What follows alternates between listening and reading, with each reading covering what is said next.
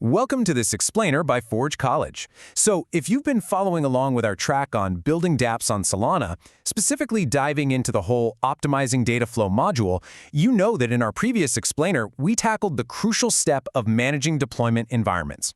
We got everything set up, organized, and running smoothly. But today we're transitioning to a brand new mission, and honestly, it's one of my absolute favorites, optimizing data access and latency. We're going to take all that beautifully deployed code and make it lightning fast. Okay, let's dive right into this. Picture this scenario for a second. You've spent hours perfectly optimizing your on-chain compute costs. Your transactions are incredibly efficient, you're saving on fees, and frankly, you're feeling like a total Web3 genius, right? But then, your user is still just sitting there, staring at a loading spinner, waiting for the page to actually populate with data. Why does this happen? Well, reducing computational work on-chain is absolutely necessary, sure, but it is not sufficient for user-facing responsiveness. We have to shift our focus away from compute and look at the true bottleneck of read-heavy flows, which is RPC round trips. So to fix this totally frustrating loading spinner, here's our game plan.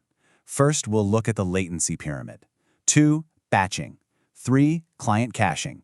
4, smart layouts. And finally, number 5, measuring our wins. All right, kicking things off with Section 1, the latency pyramid and understanding our choke points. So our biggest villain here is network round trips. If you look at the latency pyramid, network and RPC costs sit right at the very top. I mean, they're by far the most expensive operations in terms of time. When we talk about tail latency, we're really talking about those painfully slow outlier response times. And very often, this happens because an application is fetching accounts one by one in a loop. Think of it like this. It's like driving all the way to the grocery store, buying a single egg, driving all the way home, putting it in the fridge, and then getting right back in your car to drive back for the second egg. It's exhausting, and it's hilarious when you think about it, but structurally speaking, that is exactly what your code is doing if you're using sequential, single-account RPC calls. Let's move on to Section 2, batching, or as I prefer to call it, buying in bulk. The difference in speed here is absolutely striking. That single-egg grocery trip, that's your standard single RPC fetch. It's slow, and those sequential round trips stack up your wall clock time incredibly fast. But with a batched RPC fetch, instead of waiting for one request to completely finish before starting the very next one, we just grab everything at once in a single, super efficient payload. We're reducing the distance our data has to travel by simply making fewer trips. Now, in the Solana ecosystem, we accomplish this bulk buying using a very specific RPC method called getMultipleAccounts. So instead of running a synchronous loop of getAccountInfo, we just gather up an array of public keys and fire them off together. And the sweet spot here, you generally want to grab batches of around 16 accounts at a time. This keeps our network trips incredibly low, but it also respects memory usage and avoids creating these overly massive single RPC payloads that might bog down the server. Which brings us to Section 3, client caching, basically setting up a local stash. So here's the crucial point. Even with bulk buying, why keep going to the grocery store at all if you already have those items sitting comfortably in your own pantry? That is exactly what a client-side cache does. We specifically recommend setting up an LRU cache, which stands for least recently used. It acts kind of like a high-priority desk inbox for your hottest, most frequently accessed accounts. When you're actually building production-grade applications, you quickly realize that not every single data request requires hitting the blockchain. If the data hasn't changed, just serve it from local memory. Of course, to prove this actually works, you have to measure it correctly. When you're running benchmarks, you always need to establish two different scenarios. First, you must measure the cold cache. That's the user's very first visit, where the app absolutely has to fetch the data across the network from the RPC. Then you measure the warmed cache, which is subsequent visits, where that data is instantly ready from local memory. Honestly, if you don't differentiate between cold and warm, your performance metrics are going to be a confusing mess, and you won't even know if your cache is doing its job. All right, let's jump into Section 4, smart layouts and concurrency, avoiding those data traffic jams. Now, as developers, and look, I am completely guilty of this too, we absolutely love to over-parallelize.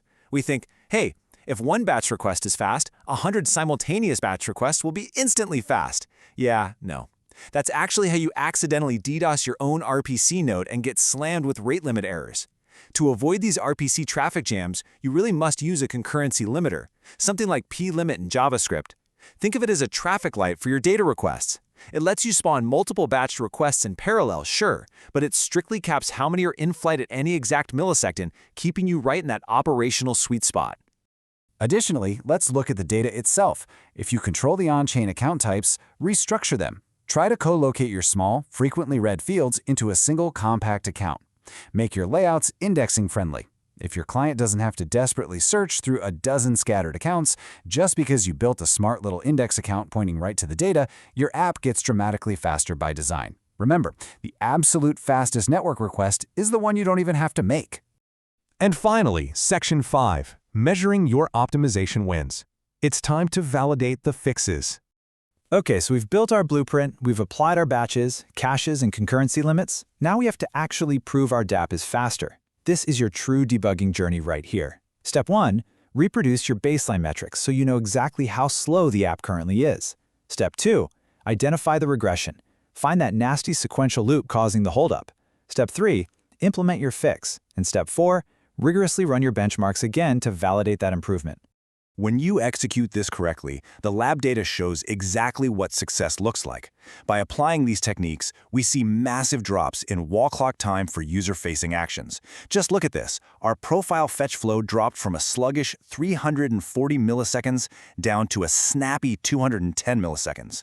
And the heavy dashboard load? That dropped from 1.2 seconds down to just 920 milliseconds. By focusing strictly on median and 95th percentile latencies, we are proving with hard data that the user experience is tangibly, undeniably better.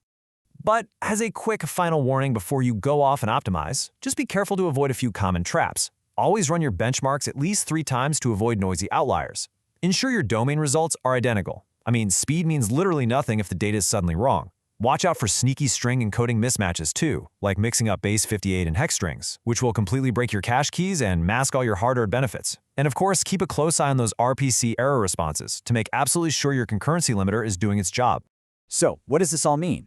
Well, these foundational optimizations, batching, caching, and layout planning, they perfectly set up our next challenge. We've optimized the access, but now, how do we design truly complex, in-memory data structures without breaking this newfound speed? That is exactly what we'll tackle next.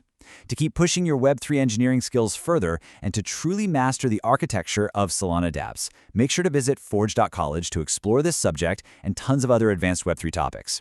This explainer was brought to you by Forge College. Until next time, keep optimizing, keep building, and stay curious.